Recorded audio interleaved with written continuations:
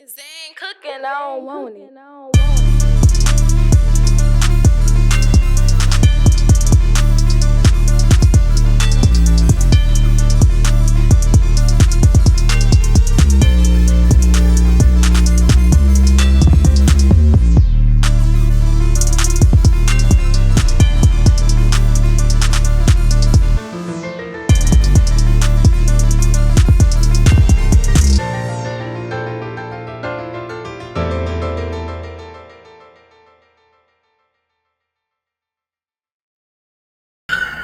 What is going on, everybody? This is the Ins and Out D podcast with your boy DT. When you get a chance, click like and subscribe to the channel. Just dropped an episode a couple of days ago talking about the aftermath of Super Bowl, what the Commanders need to do to get up to that level. But this is not going to be a Commander-centric video. This is going to be an NFL draft video.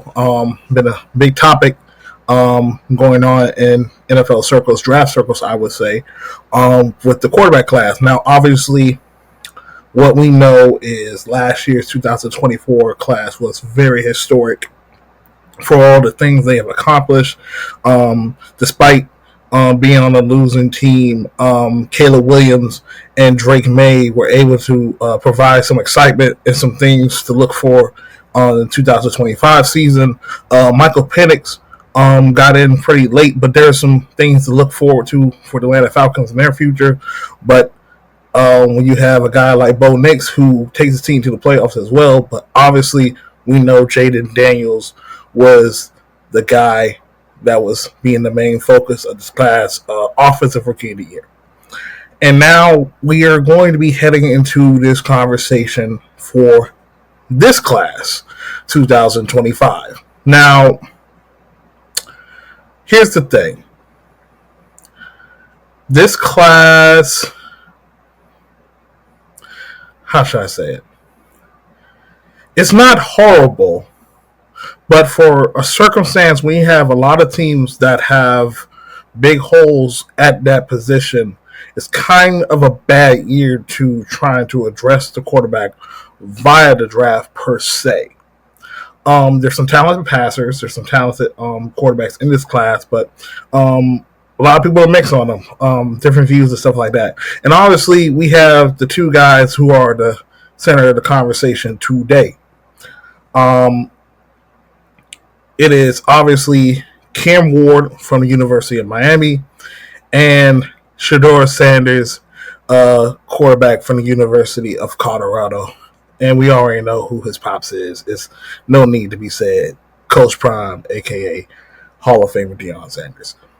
So, this class is obviously led by these two young men. For the things they accomplished at their programs, stop by stop, both of them transferred multiple times during their time in college. I think when you look at some of the things they accomplished, it is definitely up there. But there are some things to be concerned about what they bring to the National Football League. And I asked this question, I think I asked this question yesterday, and I just put a poll up. Who you guys prefer as QB1? Shedeur Sanders or Cam Ward? And honestly, I don't have a problem with people picking Cam Ward or Shedeur Sanders. I really don't have a side to this, per se, because I actually, going through this process during the season, and as we get ready for the combine, as we get ready for the NFL draft in the coming months, I started to gain a lot of respect for these two guys for what they have done. And obviously, there's some things they need to work on. But I like these two quarterbacks. I definitely like these two quarterbacks. You honestly, well, in some aspects, you could go wrong. I mean, if you choose wrong guy, but that's another conversation for another day. But I like both of their games. And we're going to go ahead and we're going to touch in and talk about some of the things that they do are similar, some of the things they do differently. My comp to their playing style, and honestly, where I think is a fit. But I do need to warn people this: when it comes to this draft, I think the biggest thing that has happened right now is expectation.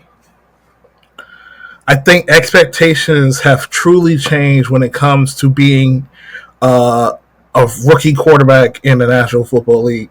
When I was growing up, back in the old days when you had a solid veteran quarterback, you were able to draft a guy and he was able to develop, sit on the bench, and then eventually become the starter.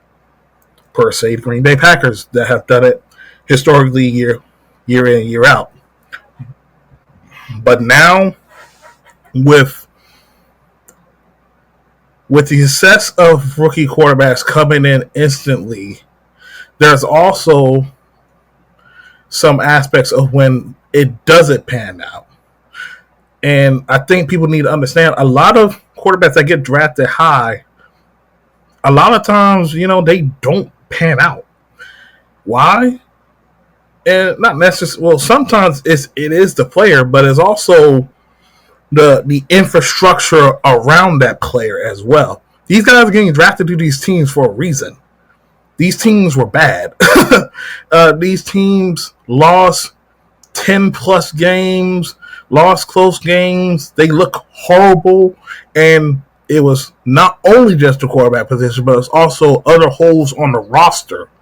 So when I ask for people, when we talk about these quarterbacks, I think there's only a few that are able to be a force multiplier. And probably some people don't know what that means. A force multiplier is for a person who plays, and a lot of people think, well, force multiplier is just for quarterback. No, it could be really for almost any position, I would say. Probably not offensive line, but a force multiplier is a player that makes everyone around them better. And specifically, when we're talking about the quarterback position, we talk about obviously the big three. We talk about the Patrick Mahomes, we talk about the Josh Allens, and we talk about Lamar Jacksons. Those three guys have won MVPs. But when we also talk about another force multiplier, that was Jaden Daniels this past season, who, if he wasn't a rookie, he definitely has every right for his argument to be the most valuable player in the NFL. Carrying a team that was the second overall pick in the draft, a 4-13 team, and with a defense that was still missing a large chunk of talent, a wide receiver core that really only consisted of Terry McLaurin and whoever just decides to be wide receiver 2 for a day. A 34-year-old Zach Ertz, who was very reliable. No disrespect, but I want to address that position.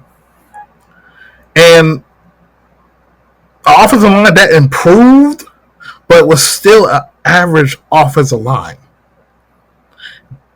Jaden made everyone around him absolutely better, which led to us for a 12-win season and 2 playoff wins, only to be stopped by the Philadelphia Eagles, who have literally a complete roster. And that's where a force multiplier is. Now, it also could be talking about defense. You could have a defensive end that can elevate the talent of the other defensive linemen, that helps them get the pressure rates up, helps them get the sacks, help them get the tackle for loss, because they are demanding so much attention. They are wreaking havoc themselves, making corners better, making linebackers better, or a linebacker could be a force multiplier, putting everybody in the right place at the right time. A corner, like, those guys are people that make players around them better. And when I look at this class, and I might not be alone about this, these quarterbacks, I don't see I don't see a force multiplier. I'm going to be honest with you. And if they are, hey, we can come back on this pod and I will greatly apologize for that. But I just don't see it because in the area of where the teams that are in position to draft these two guys, I don't see it. I don't see it with the Titans. I don't see it with Cleveland Browns currently right now with the amount of injuries and the amount of cap casualties that could come. I don't see it with New York. I don't see it with the Raiders either. I think they can come in and play, but I don't think they'll be able to multiply what's around them and make them absolutely better, maybe outside of a wide receiver spot. But that's just a little thing that I want people to understand. Like, we have to set your expectations, because what C.J. Stroud and J.D. Daniels have done is put a tremendous, and I mean a tremendous amount of pressure for the upcoming quarterback classes for years to come.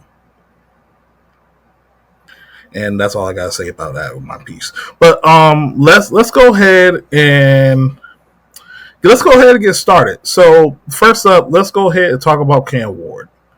So Cam Ward was a guy who comes from Texas. Both of these quarterbacks are from Texas. He was a 0-star recruit. I mean, he had barely, really no offers. The only offer he got was from Incarnate Word. He plays at Incarnate Word for 2 years. His last year at Incarnate Word, 47 touchdowns, 10 interceptions.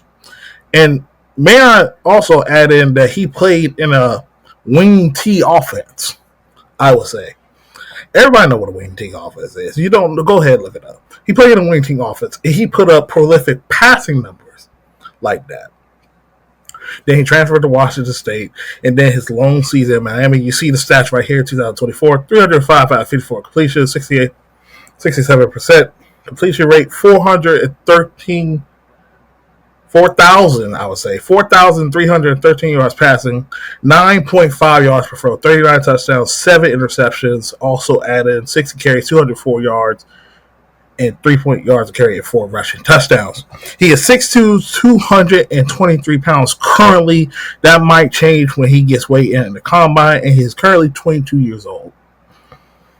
So obviously, the big key factor is also for the success of J.D. Daniels and the Bo Nix is, you see that magic number right there. You see the magic number of 5 years worth of college football being played. Played 5 years of college ball. So he's seen football, people. He has seen football at a high rate. He has seen different coverages. He has seen different defenses. He has played in very pressurized situations. He's played in bigger stadiums. He has seen it all through his 5 years college, playing at a CFS level, then goes to the Power 5 conference level, play at the Pac-12 at Washington State, and then goes to the ACC and play at the University of Miami and elevate that whole team into an 11-win team.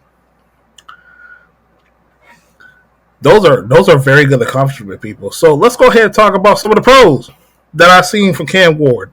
So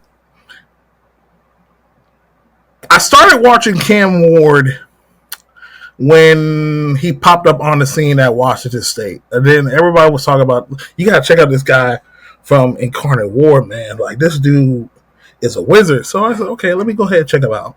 First game I watched of him, I believe it was the Wisconsin game when they played Wisconsin. And then I was like, okay, this dude, he got something. So here's some of the pros on Cam Ward.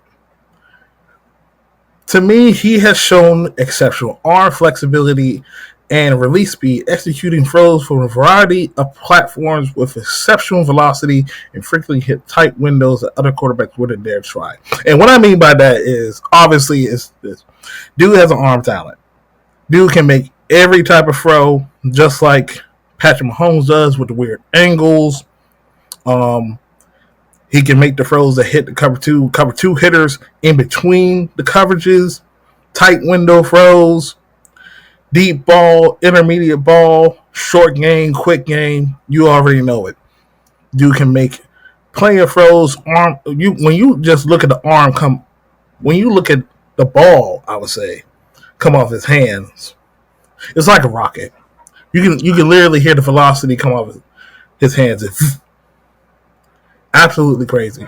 Another strength that I obviously have seen and maybe others will see is his ability to improvise. And when you're in the NFL, when you're playing guys like Micah Parsons, Myles Garrett, and guys like that, you got to find some shape or form to create. His ability to extend plays while preserving throwing mechanics and retaining eyes downfield demonstrate pops up on tape. It pops up consistently. You see him make the crazy throws. You see him make the one throw when he plays against a Florida defense with future NFL guys, regardless if they're going in the first round or not. Those guys have ridiculous athleticism. He goes out to his left and throws a dart into the corner of the end zone. Those are the throws that shows up consistently on tape. Processing speed. Playing 5 years of college helps, man. Playing 5 years definitely helps with him. He's able to dissect pre and post snap, dissects the zone coverage very well. And I think the biggest thing at the end is he has the it factor. This dude is ice cold in the clutch.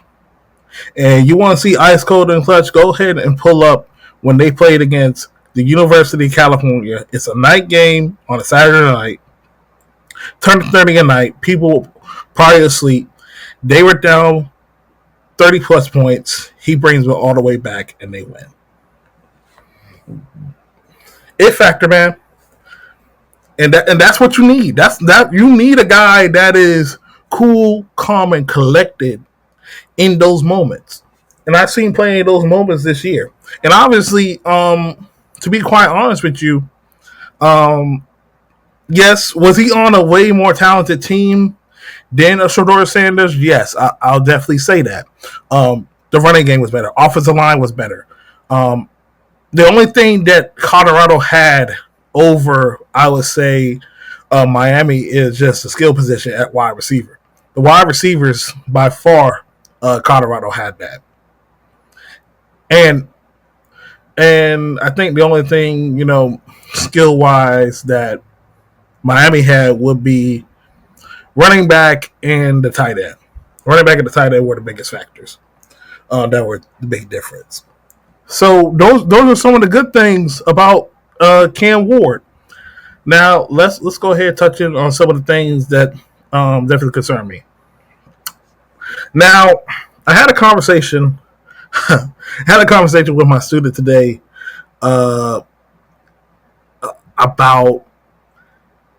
and the video that's been going viral has been when he's in the pocket, he's taking 3 to 5 steps, and then next thing you know, he just legit just stopped moving his feet, and he just tossed it to the running back. And I think that's been making rounds whatsoever. Everybody's trying to say he's not sure. Okay, so yes, that was definitely a weird look for him to do that. Me personally, I find that very funny because it's like nobody's going to get to him. But obviously, he has the ability to improvise, but he shouldn't do that every single time. And me personally, I don't think he does it every single time. I mean, you're going to have to go on tape or go to all these games that he's played and show me that he's done that exact play that we've been talking about. Because if he does, then I was like, okay, maybe I might have to change my mind a bit. But I don't think he's nonchalant. I think that I think at the moment he just did it. But here's some things that do concern me. And obviously, when you have a strong arm, when you have an arm talent like that, sometimes you try to rely too much arm to arm. And what I mean by that is You think you can make every single throw. Not saying he can't make every single throw, but certain throws you shouldn't make in crucial moments that could lead to turnovers, that could lead to huge mistakes, that could get wide receivers hurt. Um, those are the things that you got to avoid. Also, throwing off the back foot. Um, I've seen that a lot. I've seen that a lot. Um, even on the touchdown plays, even on the plays where they're positive. But the mechanics are very important. The mechanics truly matter to me when you are playing the quarterback position. Now, obviously, not everybody comes in polished and you come in and develop. But if Cam Ward wants to elevate his upside to an extreme high level where he can become a top 12 quarterback, the mechanics will definitely need to be touched upon when he gets in the National Football League. And here's another thing too. Speaking about his play style. Miami was a talented team, but they were a team that was carried by Cam Ward. If Cam Ward is not on that Miami team, more than likely that team is probably a 4-5 win team without Cam Ward. So, you know what that means? He's Superman. But being Superman can cost his team at certain points, especially fumbles, interceptions. Like the turnovers are huge for me as well. Like, and people need to understand this: quarterbacks are not only guys that are supposed to like help out the team; they also have to manage the game. They got to manage the game. Every quarterback to me is a game manager. Every quarterback is a game manager. They have to understand down the distance. They have to understand the situation, have situational awareness. At certain time, Cam Ward plays Superman cape because of how the team would play, especially on defense. And there were times where, holding the ball loosely, holding on to the ball for a long time, it led to these turnovers, it led to negative plays. And you can't have that in the National Football League. So those are another thing that hopefully he can clean up. Now, this is pretty obvious with these two. This goes for both quarterbacks, but both of them play mainly in shotgun, mainly in pistol. So there's really not a lot of clips. There's really not a lot of film about them playing under center. So can they get their footwork to the point where they can play under center? Can they do play action passing? Can they give it to the running back under center? So those are going to be things. I think it'll be easy for them, but it is still something that they'll have to work on. And last thing, honestly, I just said mechanics could need some refinement, especially the 3-5 and the 7 drop backs.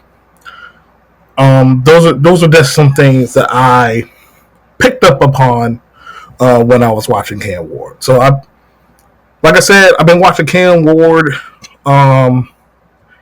ever since he was at Washington State. Obviously, I'm going to be very real about myself. The Washington State games, they're pretty late, so I probably watched about 2 to 3. But once he got to Miami, I think that was a good opportunity to get even further in watching Cam Ward, and I was rooting for Miami to get in the college football playoffs. Unfortunately, that didn't happen because, they lost 2 games that, quite frankly, they should have won. But I think Cam Ward, man, is he's an interesting prospect. He's a guy that has played a lot of football. He's played at lower level. He played at Incarnate Ward, put up numbers. He played at Washington State, put up numbers. In his long season in Miami, he put up the best season from a Miami quarterback probably in a lifetime. Better than the Ken Dorsey's, better than any Miami quarterback you have seen, even better than Vinny Testaverde. Now, who would I comp him to?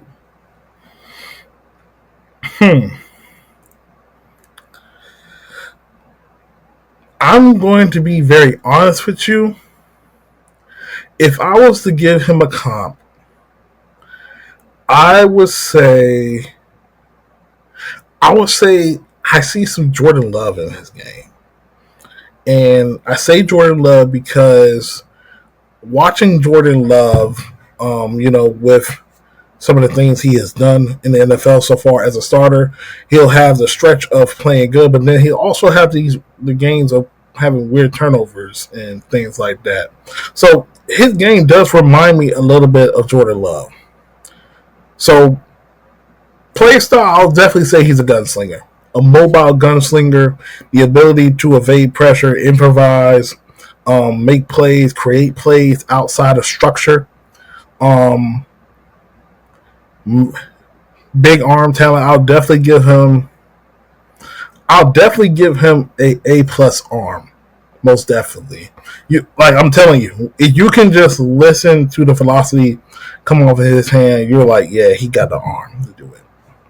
So I'm definitely gonna say Cam Ward to me reminds me of Jordan Love currently right now. And if he goes to a team where they have some pieces around them, offensive line. I think he would do great, man. I think he would be that guy for them. I think the question is obviously, is going to be for Cam Ward, the mechanics and playing Superman, knowing when to have your Superman cape on in certain moments and managing the game. But he's a smart quarterback. He's played multiple years of college football. Um, Good enough size at the NFL level. And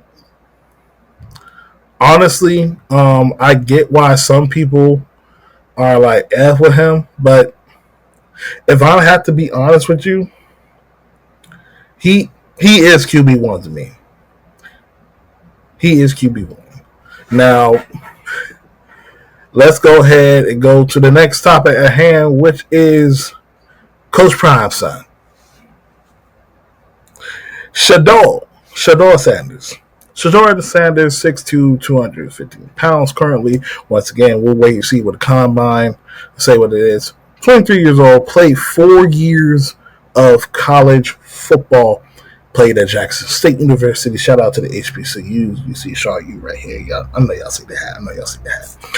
And he also played at Colorado all 4 years with his pops.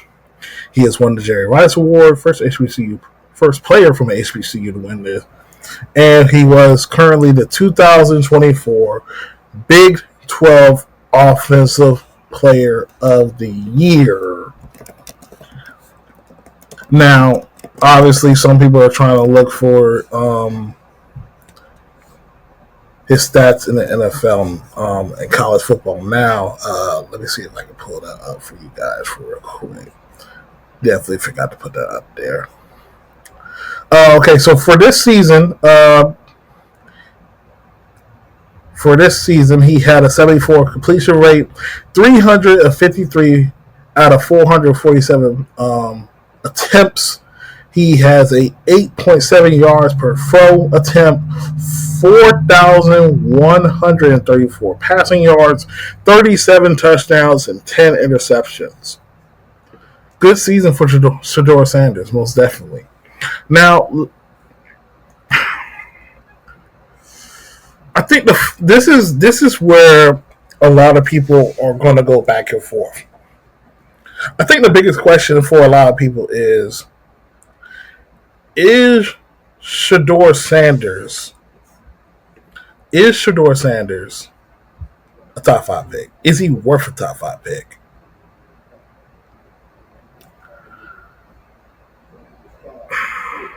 I'm going to be completely honest with you. I would say yes and no. And here's why. I think when you're looking for certain traits and things like that, yes, he doesn't have those elite traits that pop up on tape. But I also think because of how the other quarterbacks in this class, he is debatably QB1 for a lot of people. He is debatably QB2, and some people even say QB3. I'm not gonna say he's QB3. I'm gonna be completely straight up right there. He's not QB3. He's definitely QB1 or QB2. But for me, I'll probably have him QB2.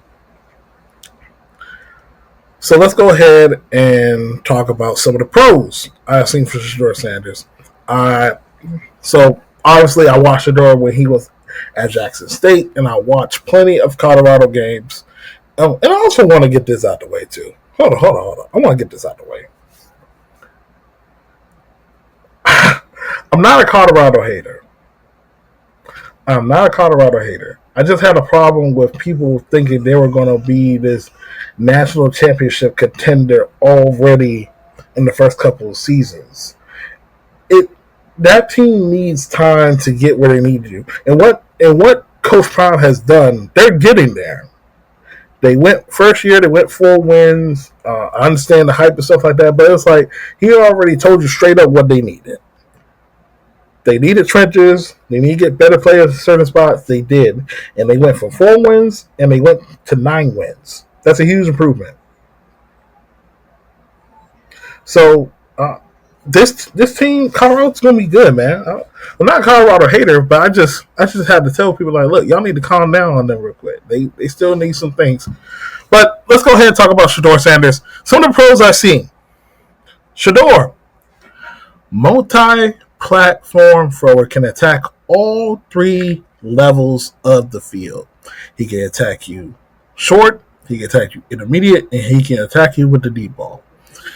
In my opinion, he is one of the best processors in the NFL draft. I think the closest will probably be a tie between Cam Warren and Tyler Shown. Maybe some people would probably take Tyler Shown, but I think Shedeur Sanders is the best processor of the draft. He has that NFL toughness in the pocket.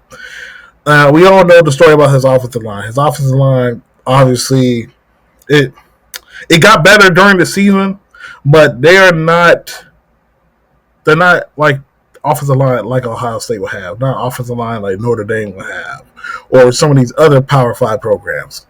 But when you see Shedeur Sanders taking a hit from a defensive lineman and he still throws a 40-yard dime to his wide receiver for a touchdown, that's what people look at. Those are the stuff that people love to see. And when you get in the NFL, you got these players that are better at the college level, most definitely at the NFL level. You're going to have to take some hits while making throws. And Shedeur has shown that plenty of time. And even when he gets hit, he gets back up. He shows that toughness. He shows that grit that is for NFL scouts. I know NFL scouts are probably drooling about that. Most definitely. They love tough guys. His mobility is, he's good enough. It's good enough to escape. It's good enough to move around a bit. Now let's be real. It's not Lamar Jackson. It's not Jay Daniels, but he's able to pick up 10 yards. He's able to pick up 7 yards and slide now. That's good enough. And most obviously, he has NFL pedigree. He, the son of Deion Sanders, bro. Like he's on the go. So he's been around NFL players. He's been around NFL coaching. He's been mentored by Tom Brady. Wink, wink. So that's definitely something he has picked this game about. But there are definitely some good things about Shedeur Sanders. But let's go to what concerns me about Shedeur. Remember when I said about Cam Ward playing Superman? I think Shedeur has that as well at times, most definitely at times. And I know a lot of people will try to blame the offensive line for like, oh, the offensive line is the main reason why he's taking all these. Well, when you go back and look at some of the things, Shedeur holds the ball too long. And that's something that I'm very big upon, because when you watch the season of Sam Howell at quarterback, That's what matters. So yeah, it is kind of contradicting that I had him as best processor in the draft, yet I got the cons that he holds the ball too long. And I think it's because he's trying to look for the bigger play. Trying to look for the bigger play instead of taking what the defense gives you. And the sacks, sometimes the ill-advised bad interceptions because he's trying to run out the pocket unnecessarily. Like, that stuff has to be cleaned up because I keep saying this. And it goes with the last point. I might as well go to the last one now. Can he escape at the NFL level? Necessarily. In a sense, he doesn't. Because if he can beat you from the pocket, that's all that matters. Another thing that I seen was when I see games, I watched the game against Kansas State, BYU. I think it was the Oregon game, I believe, as well. I think it was Oregon. I watched those 3 games as well. And I think there's still some growing to do going up against complex defenses that have, let's say, multiple fronts, throwing stunts at the offensive lineman, and then they're playing different combo coverages, throwing new looks at him that he hasn't seen. And obviously, he's still a young player. That's definitely something he will have to grow as well, because knowing that he's not like a Lamar Jackson or a Jaden Daniels. So those are going to be something that obviously they'll see on tape and go after him. Will he be able to have answers against those type of defenses? And I have no elite physical traits up here. But I will say this. Not everything has to be physical.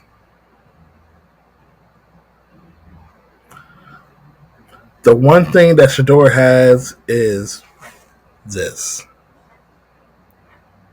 He has this. The elite mind to go up against defenses, I think that will be into his benefits. And when I mean by physical traits, I mean, okay, so Shedeur does not have the same type of arm like a Josh Allen, a Patrick Mahomes. I would say it is in the tier of Joe Burrow, between Joe Burrow and Brock Purdy-ish. A B plus level arm. And yes, Joe Burrow does not have the strongest arm. But what makes up for it is playing on time and throwing with anticipation.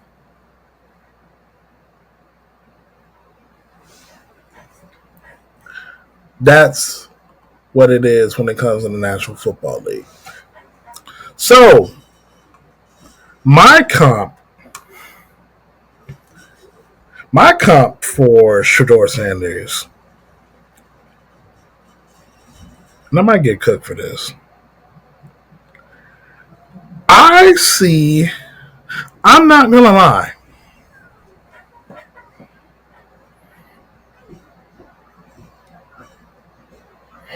I see some Geno Smith in his game, y'all. And Geno Smith is not a bad quarterback. Geno is not a bad quarterback, y'all. I see Geno Smith, and I see some Brock Purdy in his game too. And I say Brock Purdy because everybody talks bad about Brock Purdy because he doesn't have this, doesn't have that. Yes, he plays on a good roster. But I made this comment on the Commanders pod on Sunday, and it was in reference to what Adam Peters said when they interviewed him about drafting Brock Purdy and said, "What makes Brock Purdy the pick when they drafted him or some sorts?" But the comment was this: Brock Purdy was the best at quarterbacking. He was the best at quarterbacking. He was the best at getting guys lined up. He was the best at diagnosing coverages, diagnosing defenses, what coming at them, throwing on time, throwing anticipation, all that. That's what made Brock Purdy one of the most underrated quarterbacks in the National Football League. And he should receive much more love than some of the hate he's been given. And he's going to get paid this year, too. And I want people to understand when it comes to this about Shedeur, it's nothing wrong with some of the things that maybe some people are saying. But I just pray, I will say this.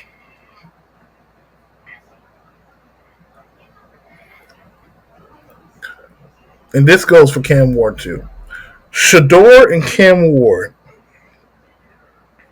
can be the quarterbacks that everybody wants to be if the team takes time and build around them and have the infrastructure around them. I mean, that goes for any quarterback. But I think it's important because when you look at these teams right here, who are those teams that offer that? The Titans got a new GM. They have the number one pick. There are talks about trading that pick or going with a generational talent. Could that be a Dual Carter or could that be a Travis Hunter? The Browns. Whew, Lord Jesus. The Browns, they had Deshaun Watson, Torrance Keeley. They went through two other quarterbacks. They had Dwayne Thompson-Robinson. They had Jameis Winston starting some games. They need a quarterback. Kevin Stefanski is a great play caller, but I'm worried about the personnel around that quarterback, especially at the offensive line, especially at running back. Wants to make a Nick Chubb and his past couple of injuries. They'll probably have to draft a running back. Probably got to draft another wide receiver, try to tool the offensive line. All that. Also have a good defense around them. They might trade Myles Garrett. That's a conversation and podcast for another day, by the way. For the Giants,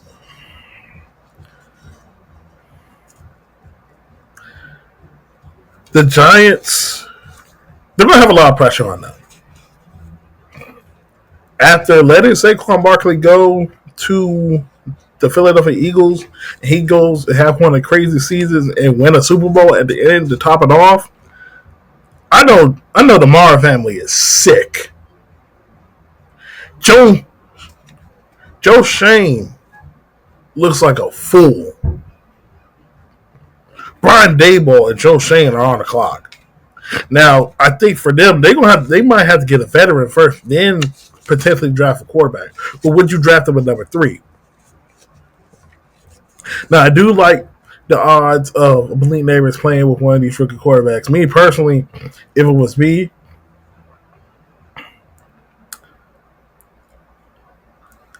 I would fear Cam Ward playing with the Giants because I know what he could do outside of structure. I would fear Shedeur going to the Giants if they build offensive line correctly and they add more around them. If they go with a Philadelphia Eagles / 49ers type of planning around their quarterback. But honestly, I think out of all those teams, I think the Raiders have the best of the best to add a quarterback and make things go for a bit. I think, the offensive line to me is pretty solid. You have Brock Bowers. They got to add a running back. They got some couple of holes and stuff too, make no mistake. But I like what the Raiders have over there. And because, Chip Kelly's over there as well.